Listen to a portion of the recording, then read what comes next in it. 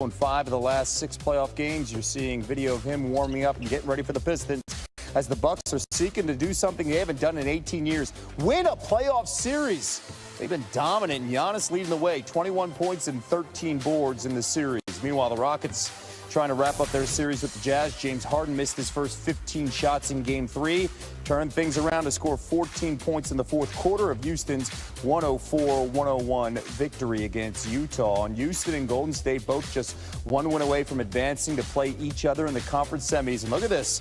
The Rockets took the season series 3-1, but the Warriors would enter that matchup as heavy favorites according to Vegas. A $360 bet on Golden State would only win $100. Klay Thompson on the Rockets. We see our opponent, they're up 3-0, so we don't want to give them any more rest days. Same with us. We don't want to extend the series any longer than we need to because every game is so pivotal in the playoffs, and we'll give our fans a show, redeem ourselves from last time we were in Oracle because we owe them one.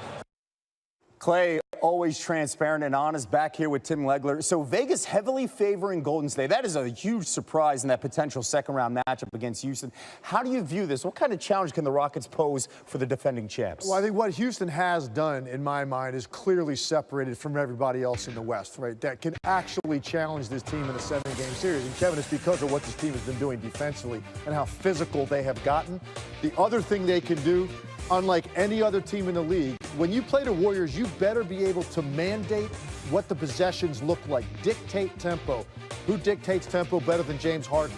Nobody. The way they control you offensively through this uniquely great player and the way that they spread you out and take their time and get what they want, that's a challenge for Golden State because it's something different than any other team that's going to play them. So clearly, they have now separated themselves. If you're asking me to go to Vegas and lay money, I'm still laying money on this team. But now I see this as being a really long, hard-fought, competitive series. And they got to stay healthy. We saw that play a role last series, of course, with Chris Paul. They had them. They had the Warriors, by the way. In the East, the Celtics, they get the sweep here. But when you look at the Bucks, the Raptors, and the Sixers, all are one win away from advancing. How would you rank these top 4 teams? Exactly how you see them, exactly how they went into the playoffs. But here's the difference. There was some space there between each rung on that ladder. I think the space has closed now, particularly when I look at Philly in closing the gap on Toronto and Boston closing the gap on the 2 teams in front of them. I still think Milwaukee, to me, is the best team I've seen in the East this year. I just don't think they've hit any blip on the radar screen all year, complete on both ends. A superstar that can't really be stopped because he is so physically strong. He gets what he wants in the lane, all that shooting, and I also think they've got the best coach in the Eastern Conference. So I think Milwaukee still the favorite to me. But Philly and Boston, I think, have really closed the gap. Toronto, obviously, a very complete team. Kevin, it's going to be an incredible second round. So what we've been waiting for. Exactly what we've been waiting for, right? 16-2, potentially. Those 4 teams could end up in the first round, which is what we thought, right? Yes. Dominant at the top, and now you're going to see the matchups we've been waiting for. Now keep this in mind. According to BPI, the Bucks have the best chance to not just win the East, they'll win it all at 37%. One win away from closing out the Nets, but wow, round 1 has been a soap opera if your name is Joel Embiid. Let's go back 9 days to Game 1 between the Sixers and Nets. It's in Philly. Brooklyn shocked him at home. Embiid put up big numbers, but went just 5 of 15 from the field.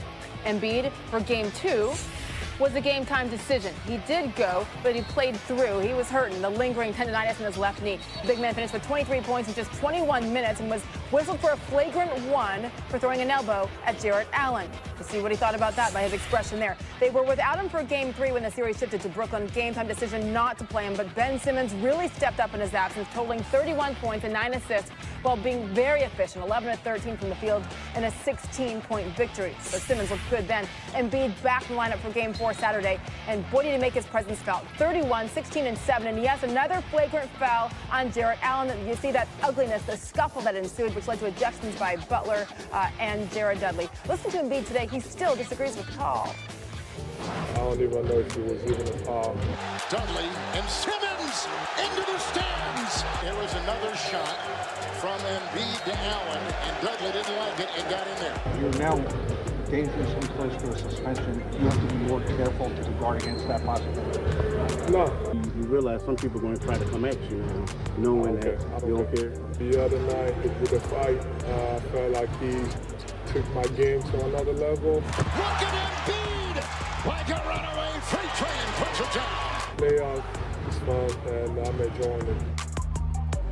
All right, let's go over the rules here for flagrant fouls in the playoffs. Embiid has 2 flagrant foul points. That puts him halfway to an automatic 1-game suspension, which kicks in when a player does reach the 4 flagrant foul points in the postseason. Got to keep an eye on this if Philly advances to the next round, assuming they do, because the total does not reset. Remember head coach Brett Brown, a longtime Spurs assistant? Today he told the media what he shared with his team about the importance of maintaining composure. I told this group candidly, I sat on a bench in San Antonio when Robert Horry hip-checked Nash into the stands and Amari and Boris walked on a court, and we weren't beating them. I think they were winning the NBA championship. We remember, you know, Draymond stepping over LeBron, and, you know, they were up 3-1 and they lost the series. It's not holding your breath. They're reminders that I owe my players as the coach to have them, you know, be adults, be big boys and navigate through this. It's not our fault at times we're, you know, 20 pounds heavy and 3 inches tall. So in the meantime, like, we got to just be smarter, and that's my job. Yes, smarter. Speaking of smart, Tim Legler is here now. So you heard Embiid, you saw the rule, then you hear Brett Brown. How worried should this team be? If you're a Sixers fan, are you worried that Embiid's going to get baited again into this? I actually think they're doing him a disservice by even talking about it as much as they are. It hasn't been a problem for him. I think he has shown great restraint.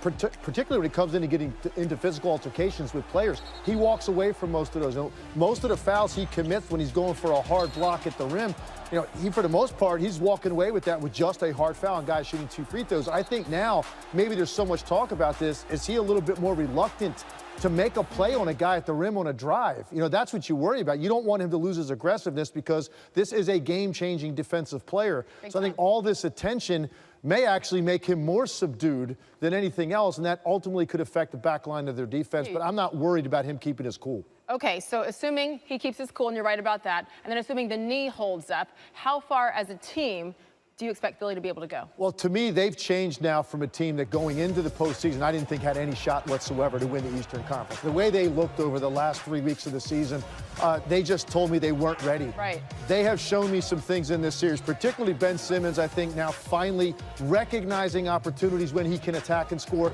and then taking advantage of those and understanding how important it is for his team when he attacks at the rim and finishes as a scorer. Sometimes he premeditates being a playmaker. Tobias Harris has snapped out of it. He looks like now the stage is appropriate for him. That first game, everybody in Philadelphia is a little bit worried. Then obviously the big difference maker here. There's only one of these in the entire league, a guy that can score from all over the floor. So Philadelphia has shown me a lot through 4 games in this series that now they're a legitimate threat to Milwaukee, Toronto, and then obviously you've got the Boston Celtics waiting there as well. What a second round it's going to be. If these 3 teams win their next game, 16-2 for those top 4 teams. That's going to be their record going into the second round, and that's what we expected all along. That's what we can't wait for. Sixers, by the way, this might be hard to believe, but they haven't gotten past the conference semis since the last year they went to the finals, 2001. Legs back later to rank the Eastern Conference. This was the scene about a half an hour ago. Giannis Antetokounmpo and the Bucks 1 win away from their first playoff series win since 2001. Legs back to talk about that too. Sage coming up, the Thunder on the verge of their 3rd straight first-round exit. Adrian Wojnarowski tells us how it could shake up the future in Oklahoma City. Also, Kyler Murray. LeBron so far in these NBA playoffs. And a 3-1 series advantage for the Portland Trailblazers. Russell, over your career, you've been down 3-1 in several series. What do you remember that it takes when you're down 3-1 to pull out a series like that? You know, I really don't know. Step back. This is a 3. Rattles in and out. Another big miss by Westbrook when they needed one. George working on McCollum. Ooh, man, can't get it to go. Honestly, regardless what the series is, it's always 1 game at a time. Down 3-1, but we got to take it 1 game at a time regardless. And just like that, the Thunder are 1 loss away from being eliminated by Portland. They can't stop Damian Lillard or C.J. McCollum. Lillard's averaging 28.8 points, tied with KD for the most this postseason. McCollum not far behind, 26.3 points, over 5 more than his regular season average. So props to Portland. Paul George, though, after putting up MVP caliber numbers in the regular season, getting his points in the series, but not doing so efficiently. He's shooting just 37% from the field through 4 games. Just hasn't been the same since injuring his shooting shoulder in February, and that is the key, that shoulder.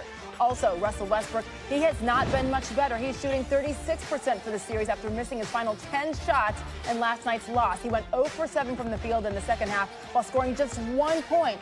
And then his long-standing disdain for the media continued post-game. Listen to that first and then the reaction today from our Mark Jackson on with Stephen A. Smith.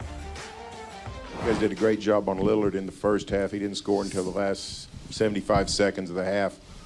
Were you pleased with the defense you played on him, and how did it change when he got going in the third quarter? It's a good question. Not sure. There's a reason why we're able to make $35, $40 million a year. You have to be true and be professional. It's part of the job. I understand, like I said, being frustrated one night and not answering a question and making a point if a guy did something dirty, grimy, or disrespectful. Other than that, you have a responsibility to answer the questions, answer them like a pro. You can be short and precise to somebody that you're not cool with or somebody that's trying to attack you or kill you.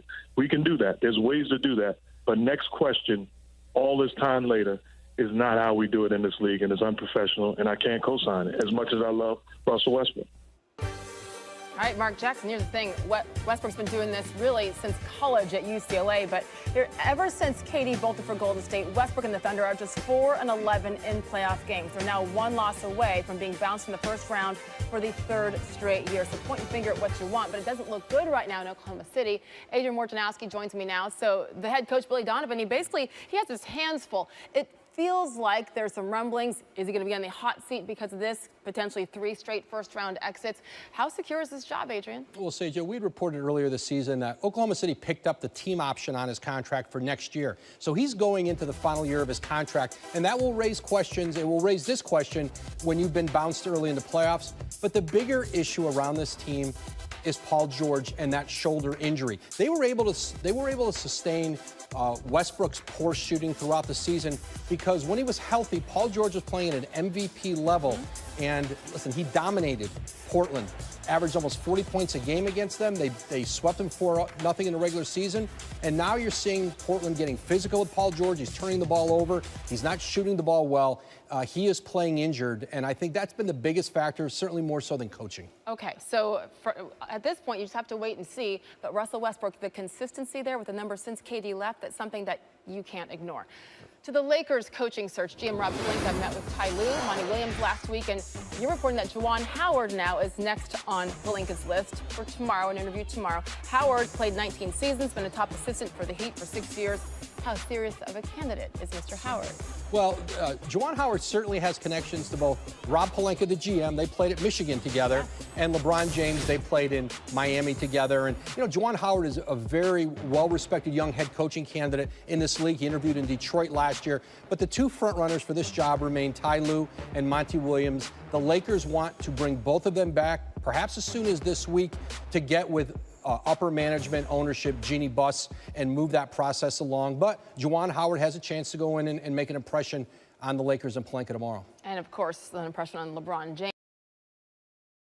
They got to keep that in consideration. Jeannie Buss, the word is she wants to make a splash.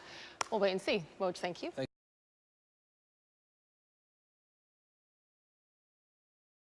Sage.